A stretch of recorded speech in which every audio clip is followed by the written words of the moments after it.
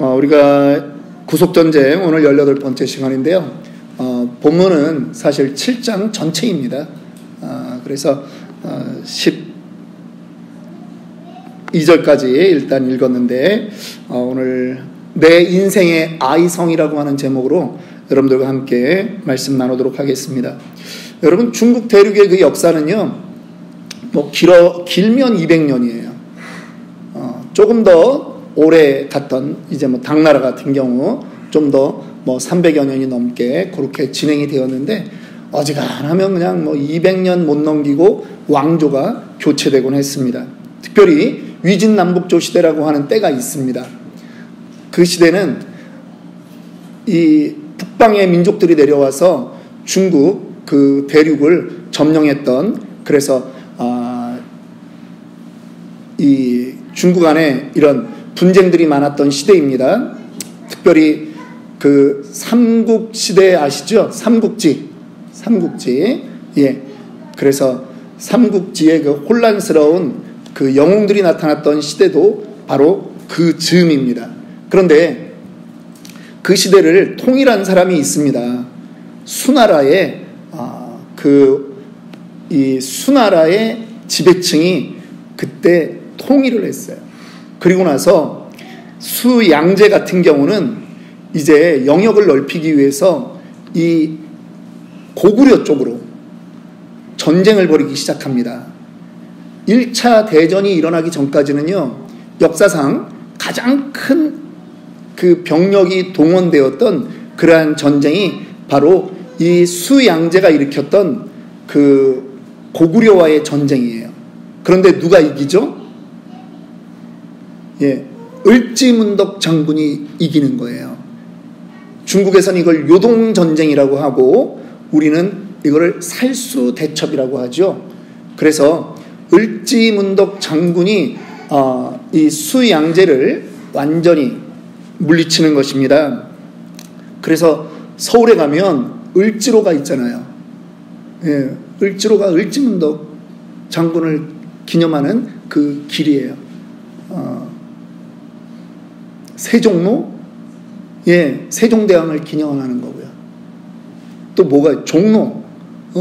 밤새도록 그 새벽과 밤에 그 종치던 게 있으니까 종로. 또 뭐가 있나요? 예, 퇴계로. 그 역사적인 그 우리 철학자 퇴계 이황 선생을 기념하기 위해서 퇴계로. 또 한남동 쪽으로 오면 율곡로가 있고, 예, 그렇죠. 응? 충무로. 이순신 장군을 기념하기 위해서 충무로가 있는 거예요. 예. 그런데 이 중국이요, 살수대첩이 졌잖아요. 그래서 수나라가 통일을 한 다음에 몇십 년 못 가서 망한 거예요. 우리 고구려가 대단한 나라입니다, 여러분. 제가 이번 여름에 우리 청년들, 그리고 우리 주일학생들을, 그리고 우리 성도들도 좀 이런 사실을 좀 알아야 될 것 같아서 제가 지금 4주 코스로 설교 끝난 다음에 우리 밥 먹고 나서 4주 코스로 해외에 사는 우리가 배워야 될 한국의 역사 이렇게 엑기스만 뽑아가지고 이렇게 좀 하려고 해요. 다른 목사가 못하는 걸 해야 되니까. 네. 그래서 이 고조선부터 대한민국의 형성까지 그렇게 중요한 거 포인트만 좀 잡아가지고 그렇게 하려고 해요. 그런데 여러분, 다시 당나라가 이제 수나라를 이기고 당나라가 바로 섰어요. 그리고 나서 당나라가 다시 하는 게 뭐냐면, 저 고구려 땅을 다시 정복해야 되겠다. 그래가지고 다시 당태종이 100만 대군을 이끌고 오는 거예요. 그런데 당태종이 어디서 멈춥니까? 영화로도 나왔어요. 우리 교회 개척할 때 그 조인성이가 주연했던 영화 안시성. 예, 거기에 그 멘트가 하나 나오죠. 우리는 물러서는 법을 배우지 못했다. 그래서 우리 교회 개척하는 날 이 앞에 플랜카드에 이렇게 딱 해서 우리는 물러서는 법을 배우지 못했다. 그래서 친오성 이래가지고 그리고 거기에 얼굴은 이제 조인성 빼고 제 얼굴을 갖다가 딱 넣어서 막 그렇게 재밌게 했던 적이 있는데, 당나라가 100만 대군을 데리고 오면 이건 우습게 넘어갈 줄 알았던 성이 바로 안시성이었어요. 그런데 양만춘이라고 하는 이 장군 한 사람이 거기를 막고 있는 거예요. 거기를 통과 못하면 후방을 또 공격하면 안 되니까 그거랑 싸우다가 100일 정도를 싸우다가 결국은 당태종도 전설에 의하면 이 양만춘이 쏜 화살에 눈을 맞고 그렇게 후퇴했다. 그래서 나중에 이 삼국 통일을 할 때 신라가 우리랑 함께 하지 않을래 하자마자 당나라는 얼씨구나 좋다 하고 이제 나당 연합군이 결성됐던 거죠. 여러분, 만만하게 봤는데 그것 때문에 망치는 역사가 오늘 우리 이 구속전쟁에도 있는 것입니다. 바로 아이성이라고 하는 거예요. 아이처럼 작다고 해서 아이성은 아닌데 이름이 그냥 아이예요. 그래서 기억하기는 좋아요. 너무나 작은 성이에요. 12만 명 정도가 살았다고 해요. 그런데 그냥 이 여리고성에서 북서쪽으로 한 18km 정도 떨어져서 얼마 그렇게 차이도 안 나는 곳이에요. 여리고성을 하나님이 무너뜨려 주셨는데 이제는 이 백성들이 자신감 가득 되었다라고 하는 거죠. 어깨에 뽕이 잔뜩 들어갔어요. 그래가지고 정탐꾼을 보냈더니 이 정도면 우리 다 올라갈 것도 없습니다. 3천만 보내시면 됩니다 하고 올라갔는데 이게 웬일입니까? 거기서 진 거예요. 36명이 죽고 그 남은 병력이 진짜 비탈길에 걸음아 나 살려라 하고 도망갔던 일이 바로 이 아이성 전투라고 하는 것입니다. 하나님은 우리가 잘 알듯이 그 전쟁의 실패의 원인이 병력의 문제가 아니라 너희의 부정함에 있다라고 하는 것을 분명히 알려주셨죠. 그래서 우리가 읽지 않았지만 맨 마지막 7장 마지막 부분에 보면 아간이라고 하는 사람을 선택하게 되고 그 사람을 돌로 쳐 죽임으로 그곳이 아골골짜기가 되고 이제는 다시 그 백성들이 올라가서 아이성을 점령하는 그러한 놀라운 일들이 있습니다. 여러분, 정말 이 아이성의 실패는요, 이스라엘 백성들로서는 상상할 수 없는 실패였어요. 그런데 그들이 실패하자 그들의 마음속에서 떠오르는 것이 있는 것입니다. 7절 8절 한번 띄워주세요. 그들이 원망하는 거예요. 후회하는 거예요. 우리가 어떻게 요단을 건너왔고 우리가 정말 이곳에서 이러한 실패를 당하게 되었는가. 아니, 이 인근에 있는 사람들에게 정말 우리가 면이 안 선다라고 하는 거죠. 8절 넘겨주실래요? 원수들 앞에서 내가 무슨 말을 하오리까? 그들은요, 지금 하나님 우리가 왜 졌습니까를 묻는 게 아니라 하나님, 이제 우리식으로 얘기하면 아주 그냥 요즘 젊은 애들 얘기를 해요. 하나님, 우리가 어쩌다가 이렇게 창피한 일을 겪게 됐습니까? 딴 사람 보기에. 면이 안 서지 않습니까? 제가 무슨 표현을 하고 싶은지는 아시겠죠? 예, 그 말, 그 단어를 쓰고 싶은데, 그러면서 그들이요, 10절에 가니까 우리가 엎어졌다라고 하는 거예요. 완전히 우리는 끝장났습니다. 우리는 힘듭니다. 그들이 지금 이 한 번의 실수로 인해서 완전히 의기소침하게 있는 그러한 상태입니다. 우리는 잘 압니다. 이 아이성의 실패의 원인이 무엇입니까? 아간의 범죄 때문입니다. 여러분, 아간이 물건을 훔쳤습니다. 아주 해외에서 들어온 신할산의 외투 한 벌이죠. 은 200세겔입니다. 금 50세겔입니다. 여러분, 부유하게 되는 것은 맞는데 여러분, 이게 정말 36명의 그 병사들이 죽어야 될 만한 그런 일입니까? 여러분들은 어떻게 생각하세요? 한 사람의 그 실수를 36명의 생명의 핏값으로 그렇게 상쇄할 만한 그런 정도냐고요? 나라를 팔아먹었습니까? 그것이 아닙니다. 그런데 하나님은 이것을 심각한 범죄로 보는 것입니다. 예수 안 믿는 사람들이 늘 합니다. 이런 말을 하죠. 아니, 아담과 하와가 선악과 하나 먹었다고 인간이 죄인이 된다라고 하는 게 말이 되느냐. 여러분들은 어떻게 생각하세요? 우리는 그냥 믿으니까 그냥 하나님이 하시면 하시는 거지 그렇게 이해가 되십니까? 너무나 가혹하지는 않습니까? 그런데 죄의 문제에 있어서 하나님이 우리에게 보시는 거는 그 죄의 대표성을 보신다라고 하는 거예요. 아담과 하와의 그 범죄함이 온 인류의 범죄함이라는 거예요. 아간의 범죄함이 이스라엘 백성 전체의 범죄라고 하는 것입니다. 죄의 대표성을 하나님은 보시는 거예요. 범죄로 인해서, 죄악으로 인해서 하나님과 인간이 단절되었듯이 아간의 범죄로 인해서 이스라엘 백성과 하나님의 사이가 단절되는 것입니다. 해결해야 됩니다. 그리고 지금 이 아이성 앞에서 그들에게 발견되는 또 다른 문제가 하나 있는데 그것은 무엇입니까? 이스라엘 백성들의 교만입니다. 3,000명만 가도 된다는 거야. 아니, 여리고성을 자기네 능력으로 이겼냐 말이죠. 아니죠. 그런데 규모를 보는 거예요. 그리고 과거의 여리고성 전쟁도 내가 했다라고 생각하는 거예요. 이스라엘 백성들의 교만입니다. 여리고성 무너지는 거 보니까 마치 내가 한 것 같고 자신감이 생겼습니다. 교만은 악입니다. 악. 여리고성을 내 힘으로 무너뜨릴 수 없었다면 여러분 이 작은 아이성도 내 힘으로 무너뜨릴 수 없는 것입니다.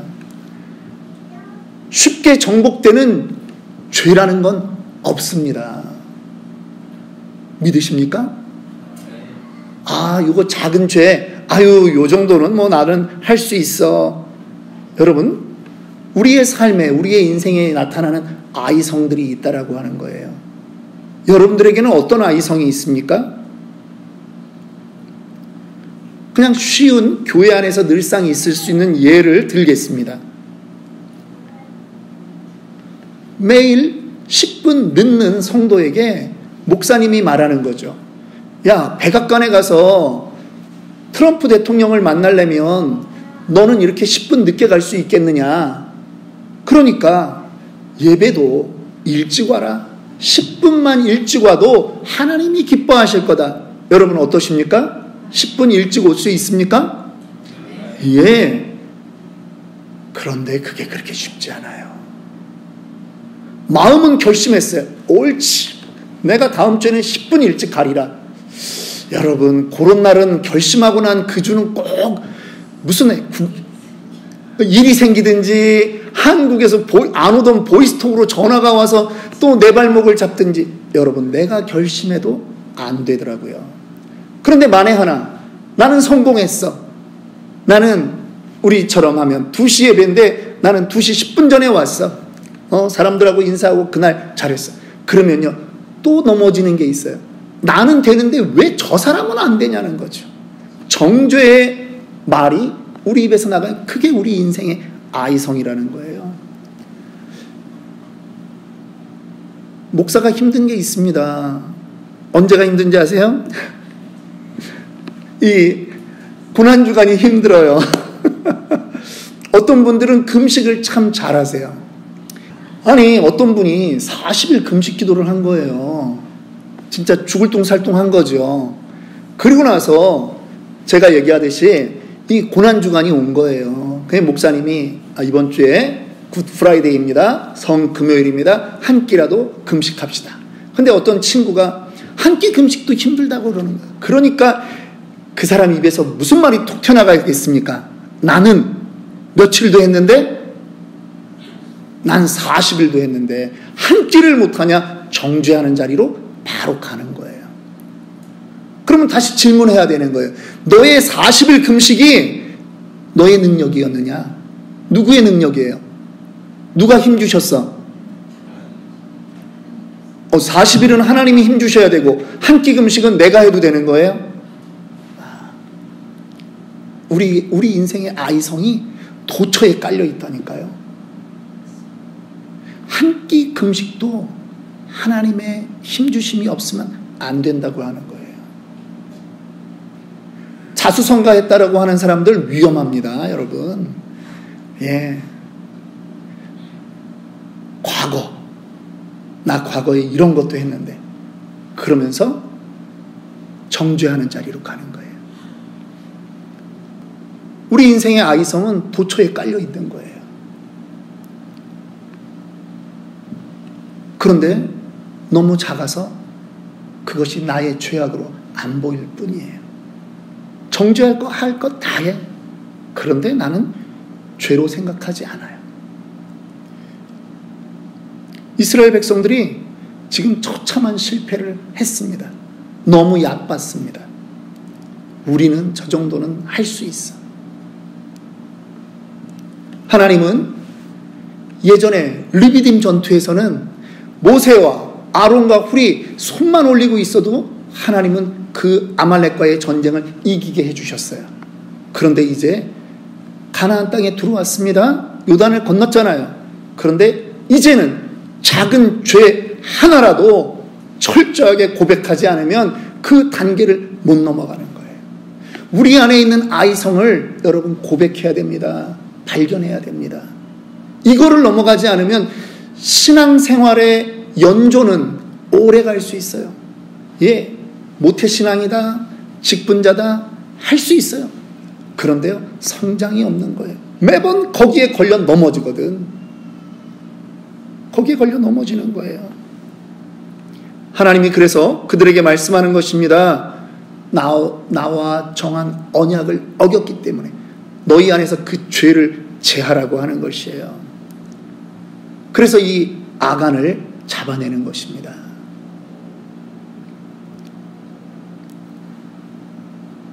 이제 8장으로 넘어가면 그들이 다시 하나님 앞에 회개하고 이제 아이성을 정복하게 되는 것입니다. 그리고 그들이 여호수아 8장 30절 31절에 넘어가면 그들이 단을 쌓습니다.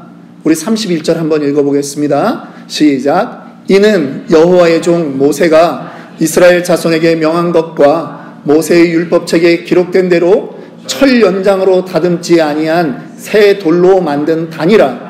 무리가 여호와께 번제와 화목제를 그 위에 드렸으며, 예, 이 단은요 잘 다듬은 돌로 하지 말라는 거예요. 철 연장으로 마감하지 말라는 거예요. 있는 그대로. 그리고 이 제사가 번제와 화목제가 된다라고 하는 거예요. 우리를 죽이는 불사르는 번제요, 우리 공동체가 회복하는 화목제가 된다라고 하는 거예요. 우리의 있는 모습 그대로.